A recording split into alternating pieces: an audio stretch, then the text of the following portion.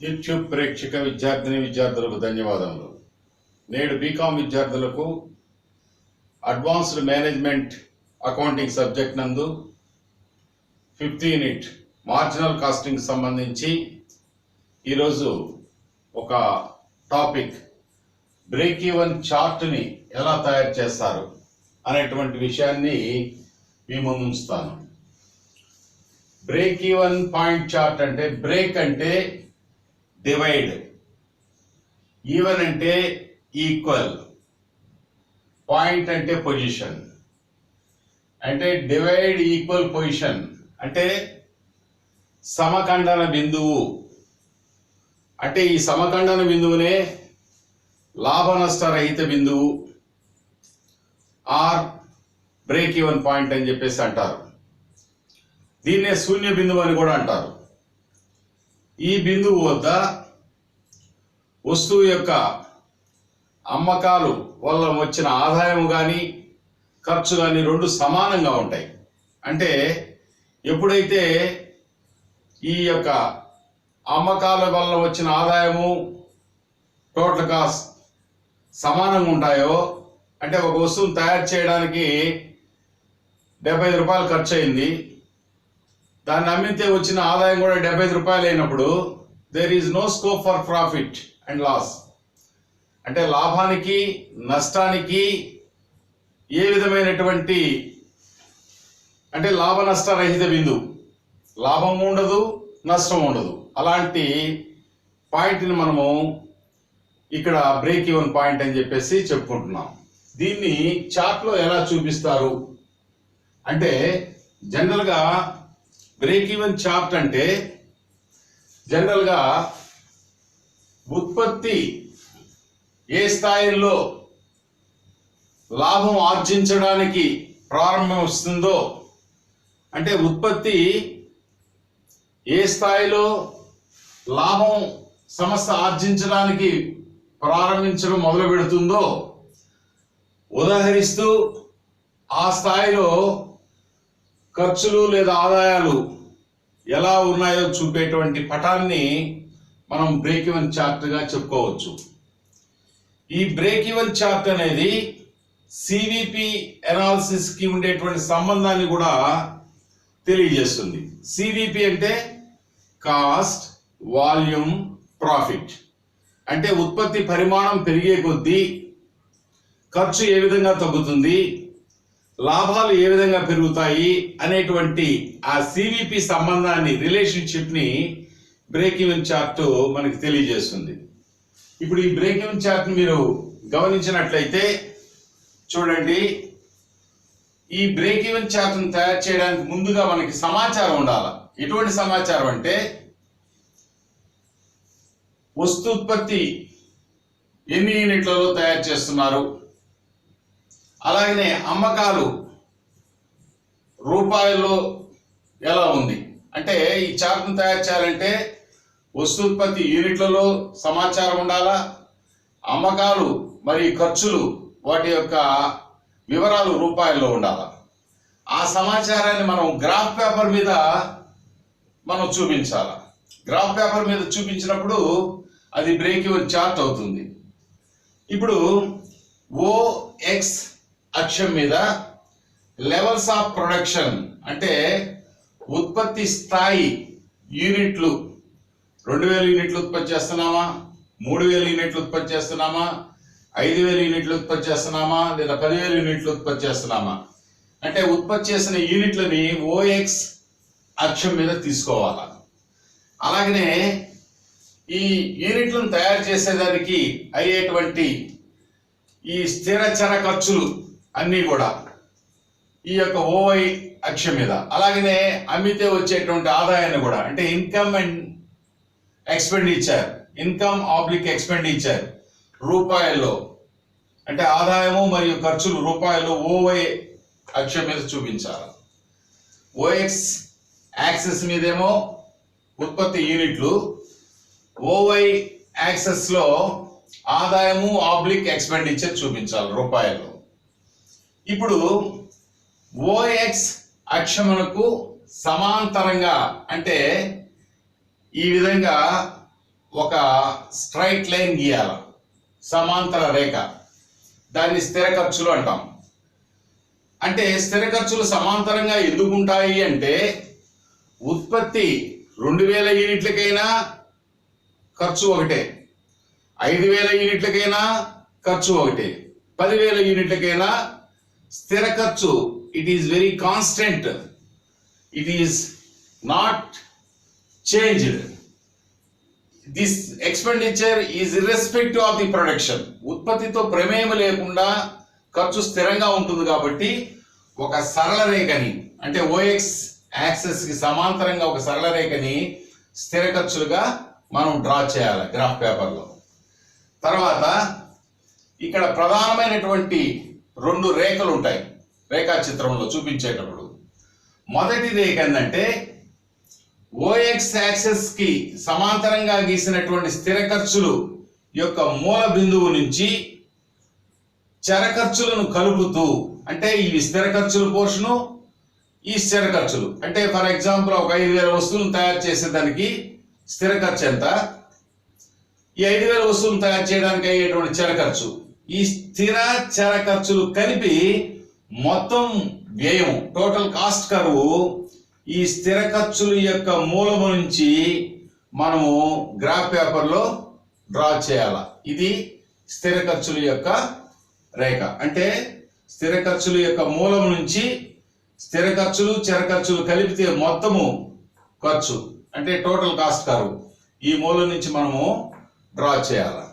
అలాగనే అమ్మకాలకు సంబంధించి, అమ్మకాలు వచ్చేసి ఆదాయపు అంశము, అంటే మొట్టమొదటి ప్రారంభ ఆదాయం నుంచి ఈ యొక్క ప్రతి స్థాయిలో 1000 వస్తువులు తయారు చేసేటప్పుడు ఎంత అమ్మకాలు, 2000 వస్తువులు తయారు చేసేటప్పుడు ఎంత అమ్మకాలు, 4000 వస్తువులు తయారు చేసేటప్పుడు ఎంత అమ్మకాలు, ఈ విధంగా యూనిట్లు ఉత్పత్తి చేసే దాన్ని బట్టి మనము ఏ స్థాయిలో ఎంతెంత అమ్మకాలు చూపిస్తున్నామో ఆదాయపు ఆరంభపు దశ నుంచి డాట్స్ పెట్టుకుంటూ వచ్చి ఈ డాట్స్ అన్నిటినీ కలిపితే ఈ యొక్క అమ్మకాల కరువు ఊర్ధ్వముఖంగా పయనిస్తూ, అంటే ఊర్ధ్వముఖంగా ప్రయాణం చేస్తూ ఆదాయాన్ని కూడా పెరిగినట్లు చూపిస్తుంది. ఇప్పుడు ఈ యొక్క మొత్తము ఖర్చు, అంటే స్థిర ఖర్చుల యొక్క మూలము నుంచి డ్రా చేసినటువంటి ఖర్చు రేఖ, అంటే స్థిర ఖర్చుల మూలం నుంచి డ్రా చేసిన రేఖ అంటే స్థిర ఖర్చులు ప్లస్ చర ఖర్చులు 2 కలిపి ఇక్కడ మొత్తము వ్యయ రేఖ మనం చూపిస్తున్నాం. కాబట్టి మొత్తం వ్యయ రేఖ ఇది. అలాగనే మూలము నుంచి ఆదాయపు ప్రారంభ దశ నుంచి ఊర్ధ్వముఖంగా ప్రయాణం చేస్తున్నటువంటి అమ్మకాలు అనేటువంటి ఆదాయపు అంశము డాట్స్ తో కలిపినటువంటి రేఖా చిత్రంలో చూపబడినటువంటి ఈ యొక్క సేల్స్ కర్వ్, దీన్ని రెవెన్యూ కర్వ్ అని కూడా అంటారు. ఈ sales or revenue curve total cost ని ఎక్కడైతే ఖండిస్తుందో ఆ ఖండించిన చోట ఉన్నటువంటి యూనిట్లు, ఆ ఖండించిన చోట ఉన్నటువంటి ఆదాయ వనరులు, అంటే ఇక్కడ ఈ యొక్క మొత్తం వ్యయ రేఖ, మొత్తం ఆదాయపు రేఖ ఈ పాయింట్ వద్ద ఖండిస్తున్నాయి. కాబట్టి ఇక్కడ ఖండించేటువంటి బిందువు వద్ద ఒక 5,000 వస్తువులు ఉదాహరణకి తయారు చేస్తున్నాం అనుకుంటే, ఈ 5,000 వస్తువులను అమ్మితే 10,000 రూపాయలు ఆదాయం వచ్చింది అనుకుంటే, దానికి సరిపడేటువంటి ఖర్చు కూడా 10,000 రూపాయలు. అంటే ఆదాయము 10,000 రూపాయలు, ఖర్చు 10,000 రూపాయలు. 5,000 యూనిట్లు తయారు చేస్తున్నాము, 10,000 రూపాయల ఖర్చు, టోటల్ కాస్ట్ 10,000 రూపాయలు, 5,000 రూపాయలు. అలాగనే ఆదాయం కూడా 5,000 రూపాయలు. లేదంటే చూడండి, 5,000 వస్తువులని యూనిట్లో తయారు చేసేటప్పుడు మొత్తం వ్యయము మనకి 10,000 రూపాయలు అనుకోండి ఉదాహరణకి. ఆదాయము అమ్మకాలు కూడా ఆదాయం 10,000 రూపాయలు. అంటే 5,000 వస్తువుల్ని తయారు చేసేటువంటి సందర్భాల్లో మొత్తం వ్యయ రేఖ 10,000 రూపాయల వద్ద, మొత్తము ఆదాయ రేఖ ఆర్ అమ్మకాల రేఖ 10,000 రూపాయల వద్ద ఇక్కడ ఖండించుకున్నప్పుడు ఈ బిందువుని బ్రేక్ ఈవెన్ పాయింట్ అంటారు. అంటే సమఖండన బిందువు అంటారు. ఈ సమఖండన బిందువు వద్ద అమ్మకాల వలన వచ్చిన ఆదాయం కానీ సరుకులను తయారు చేయడం వల్ల స్థిరచర ఖర్చుల మొత్తం కానీ రెండు సమానం అయిపోతాయి. అంటే స్థిరచర ఖర్చులు మొత్తం 10,000 రూపాయలు, అమ్మితే వచ్చిన డబ్బు కూడా ఆదాయం కూడా రెవెన్యూ కూడా 10,000 రూపాయలు. ఈ రెండు ఈక్వల్ అయినప్పుడు దాన్ని సమఖండన బిందువు అంటారు. అంటే ఈ సమఖండన బిందువు వద్ద కరెక్ట్ ఇక్కడ డ్రా చేస్తే ఇక్కడ యూనిట్స్ ఉంటాయి. ఉదాహరణకు 5,000. ఈ సమఖండన బిందువు వద్ద ఇన్కమ్ 10,000 రూపాయలు, ఎక్స్పెండిచర్ 10,000 రూపాయలు. కాబట్టి దీన్ని బ్రేక్ ఈవెన్ పాయింట్ అని చెప్పేసి అంటున్నాం. ఈ బ్రేక్ ఈవెన్ పాయింట్ పైన వస్తువులను కానీ ఉత్పత్తి చేస్తే మనకి లాభాలు వస్తాయి. లేదు బ్రేక్ ఈవెన్ పాయింట్ దిగువన కానీ వస్తువులను ఉత్పత్తి చేస్తే లాసెస్ వస్తాయి. ఈ విషయాన్ని మీరు గమనించాలా. అంటే బ్రేక్ ఈవెన్ పాయింట్ అనేది బ్రేక్ ఈవెన్ పాయింట్ లో ఉండేటువంటి సేల్స్ ని మించినట్లయితే margin of safety, break even point లో ఉండేటువంటి సేల్స్ ని మించిన సేల్స్ ని మార్జిన్ ఆఫ్ సేఫ్టీ అంటారు.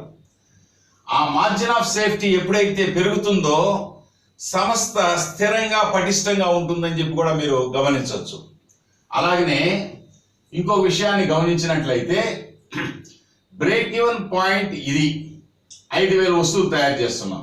ఉదాహరణకి 5,000 వస్తువుల వద్ద 10,000 రూపాయలు ఖర్చు అయింది, 10,000 రూపాయల ఆదాయం వచ్చింది. కాబట్టి నో లాస్ నో గెయిన్. అలా కాకుండా 5,000 వస్తువులు కాకుండా 8,000 వస్తువులు తయారు చేస్తే లాభం వస్తుంది. అంటే బీఈపీ అమ్మకాల కన్నా బీఈపీ వస్తుత్పత్తి కన్నా కూడా పెంచి ఉత్పత్తి చేస్తే లాభాలు వస్తాయి. బీఈపీ ఉత్పత్తి కన్నా తగ్గించి ఉత్పత్తి చేస్తే లాసెస్ వస్తాయి. ఈ విషయాన్ని మీరు గమనించాలా. అలాగనే ఇక్కడ యాంగిల్ ఆఫ్ ఇన్సిడెన్స్ అంటే ఇక్కడ ఒక కర్వ్, ఒక కోణం ఉంది. అంటే మొత్తం అమ్మకాలకి మొత్తము ఖర్చుకి, అంటే ఇది టోటల్ కాస్ట్ కర్వ్, ఇది టోటల్ సేల్స్ కర్వ్.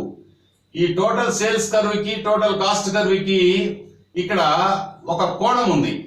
ఆ కోణం వచ్చేసి చిన్నదైతే తక్కువ లాభాలు. ఇప్పుడు చూడండి, ఈ కోణము ఈ మొత్తము అమ్మకాలకి ఈ మొత్తము వేరేకి మధ్య ఉండే కోణం చిన్నదైనప్పుడు తక్కువ లాభాలు వస్తాయి.